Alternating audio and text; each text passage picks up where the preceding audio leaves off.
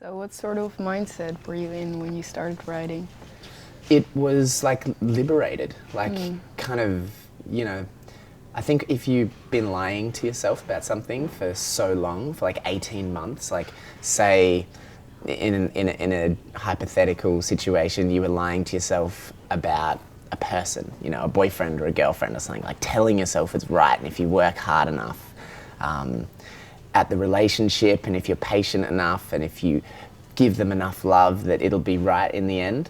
And then finally you go, no, this is not right, what am I doing? And then you walk away from it. That feeling can be like sad, but like exciting. You kind of feel like you have your whole life ahead of you all of a sudden. So it was a really exciting moment. Like I felt great about it. I guess I was a little scared and a little sad as well, but yeah, it's good for inspiration, that kind of thing. So then would you say that in those 18 months that you wrote, were the songs not true to you, or what was it about? Yeah, they weren't. I think the reason for that was I was very nervous about trying to come up with something to follow the album that had come before, because that album kind of got a lot more success than anything I'd seen in the past before that. And I was like, oh my God, how am I going to live up to this? You know, how am I going to make something that people will like more than they liked this other one? And so yeah, I don't think I was being true to myself. I was kind of trying to... What I ended up with was an album that was very, very good, but didn't really make you feel anything. You know, like if anybody listened to it, they'd say, yeah, it's very good. But I don't think anybody would be like, oh my God, I love it. Like it really... And so yeah, I kind of wanted to trade it in for something that people could decide whether or not it was good, but it made them feel something. I wrote some lyrics down that sort of stood out for me. Your song Secondhand Car, you say, a part of me is here and another part of me is gone. Where did that line come from? Well, it sort of comes from the idea that you're kind of there with a person, but you're also, your head's kind of off in other places, you know. You're sort of, you can give a certain amount of yourself to somebody, but you'll always sort of, there'll always be a little part of you that wants to be independent, adventuring, kind of traveling off and around. And that's within the context of the song, it's like that. But for me, that lyric was important as well because it kind of sort of gives an understanding to the idea that, you know, as we move through our lives, there is no past version of ourself. You know, there's no idea of ourself that continues. We just are who we are right now, and whatever we were in the past has gone. And I think that's kind of important because if you hang on to all of that, that's ego, I think, anyway. It's like what you think of yourself based on all the things that happened in your past. And yeah, so I think because that song sort of plays around with some very simple lyrics as well, like especially the line before that is, suitcase marry me, I'm addicted to no one. So I was kind of like, okay, I'm going real deep on the next one. So how did that realization come to you then? The one about your past? Yeah. Through different books and learning different things about, you know, kind of contemporary forms of spirituality and psychology and things like that. Getting a grasp on my ego especially was quite important to me because, you know, I think if you understand that kind of stuff, you can put it in its place rather than being kind of controlled by it. And, you know, it's really sad to be controlled by this idea you have of who you are. And you know, you kind of completely miss out on things that are happening around you because you're too busy trying to kind of live up to this version of yourself that you've created in your head. So yeah, I mean, I just guess I stumbled across that sort of stuff through different books and stuff like that. Then another line from Rosemary. Maybe what I'm missing ain't so hard to get. Oh yeah? How? Well, that was very specifically related to the situation with the album, throwing out that other album. You know, having worked for so long on that other material, and feeling like I wasn't getting what I was looking for. All of a sudden, I realized that what I was looking for was actually very easy to get. If anything, I was working much too hard. So that was kind of it was the liberation of understanding that my biggest mistake was putting in far too much effort, you know, kind of almost strangling things to death, trying to bring them to life. So it was that lyric is all about, you know, calming down and kind of realizing that I just need to relax and not work so hard, not care so much, not put so much intense emotion into things. So it was very exciting and relaxing and liberating to realize I could just calm down a bit and just make the music that I felt like making and enjoy making it and not care about what it was. Why do you think you cared so much before? I think I'm a classic. I overthink things. I'm one of those people, you know, I overthink things. I care about things way too much. And for me, my life is a constant process of pulling back a bit and calming down and you know, not kind of making everything too intense. It's just part of who I am.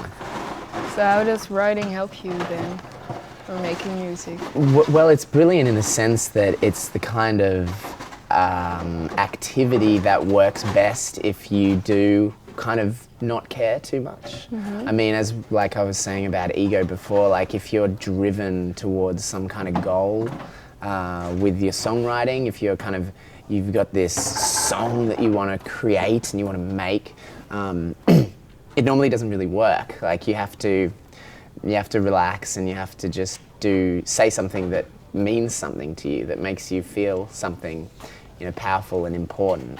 And that kind of thing happens when you're a little bit kind of, when you've let go.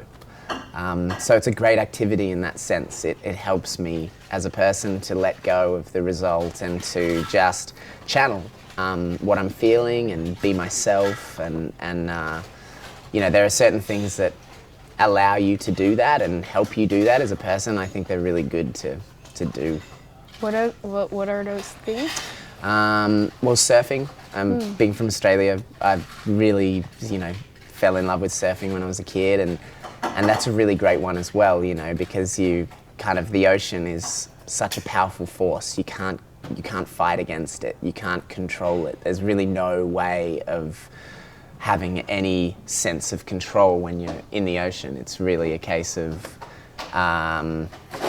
you know, working with the ocean and allowing it to sort of offer you what it wants to, and then you get a really great wave and you have to work with the energy of the wave and the way the wave goes. So that's a really good one. I think yoga is great as well. You know, if you've ever done like a difficult kind of stretch, the more you relax and the more you let your muscles kind of become not as tense, you can go further into the stretch or something. So it's a similar thing. Singing is very much like that too. Like if you really push with your voice, you won't sing nearly as well. The best way to sing well is to relax and to relax all these muscles in your neck. And I love stuff like that, you know, because as I say, for me as a person, I normally just try way too hard. So when you're on stage singing your songs, do you go back to that initial feeling you had when you wrote it, or? Sometimes, yeah. It's good to connect with the initial feeling of the song. But I find songs, they're like people, you know, they kind of grow and change, and lyrics, there are some lyrics that meant something to me when I wrote the song and now means something entirely different to me, you know, and I sing it in a different way. So I think like you kind of got to just, or I found for me, I need to kind of let the song go in the directions it's going and the way I feel about it change so that I can keep singing the song honestly and not start trying to convey emotions that I'm not feeling. I especially found that difficult in the early days. I'd stop playing songs, you know, even if people in the crowd really wanted to hear them, because I'd be like, well, I don't feel that way anymore. So it was quite a breakthrough when I realized I could just let the way I was feeling dictate the way I perform the song. Normally there is kind of a sort of inner core of the song and the meaning that stays with me, and some kind of emotion that sparked the whole thing that I can reconnect with when I'm singing it to people. But yeah, it changes a lot. Now that your album is out, what are your goals? What are your ambitions? Well, I'm writing a lot of new songs. I didn't want to be, but it's funny, like, we've been touring a lot for this album, and I think we probably have another year of really solid touring to promote it. And touring, I just end up writing a lot of music when I'm touring, you know. If you're on stage with your instruments and the sound guy's doing something out the front and you're just sitting there, you know, twiddling on the guitar, and ideas just come really easily then. A lot more easily than like picking up a guitar somewhere and sitting down and going, I'm going to write a song now, you know. So it's like I struggle to keep up with all the things I start writing when I'm on tour. So we're definitely looking, you know, very strongly at me writing all of these songs for the future. But yeah, as I say, at the same time, I think we'll be on tour at least until the fall of next year, promoting Waitfalls. So it's kind of a nice mix of both. So what is it about touring then that inspires you? Because some people say, I need to be locked up in a room and... Yeah, well, both work. Like, to record Waitfalls, I had to lock myself in a room, more or less. And I needed to stop touring, because touring can be really exhausting, and you kind of get really, not like strong, but like really sort of steeled, you know. You kind of like, to deal with touring, it's really exhausting, and it involves a lot of emotional strength because everything is always changing, and you know, the people at a venue might be grumpy or not very happy, or you might play a show and there's not many people there and they don't really care about what you're doing, and you feel all hurt, and you know, you might get 2 or 3 hours sleep, and then somebody else in the van is really grumpy and there's an argument or something, like, so you have to become like really sort of steeled to all of that. So what is it that keeps you going then?